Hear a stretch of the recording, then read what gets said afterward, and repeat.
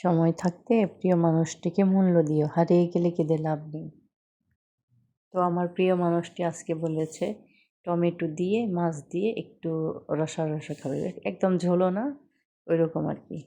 তো ছিমের বিচি দিয়ে বেগুন আলু দিয়ে। তো যেই কথা সেই কাজ, পেঁয়াজটা প্রথমে দিয়ে দিলাম, আর আদা রসুন বাটা আমি একসঙ্গে বাটি, পাটায় বাটি তো এই জন্য একসঙ্গে বাটে রেখে দিই ফ্রিজে। তো মশলাটা এবার ভেজে নিয়ে একটু কষাই নিলাম, কাঁচামরিচটা দিয়ে দিলাম। এখন কি একটু ঢেকে দিয়ে মশলাটা কষাইলে ভালো হয়। তো ছিমের বিচি বেগুন আলু এগুলো দিয়ে একটু কষায় নেব আর কি। টমেটো আমি এবার সবজি হাফ কষাই, বেশি কষাইলে ভালো লাগে না। তো ঢাকনা দিয়ে ঢেকে কষায় নিলাম, বেশি কষাবো না, তো সবজির কালারগুলো একটু সুন্দর থাকে হাফ হাফ কষাইলে। তো মাছটা দিয়ে দিলাম, প্রায় হয়ে আসবে এখন। জিরা ফাঁকিটা বেশি কালো দেখা যাচ্ছে, ভিডিওতে আর কি দেখা যাচ্ছে, কিন্তু বাস্তবে এরকম না। তো হয়ে আসছে একটা পাতিলে আমি ঢেলে নিলাম। ওই কড়াইয়ের মধ্যে আমি করলা ভাজি করব।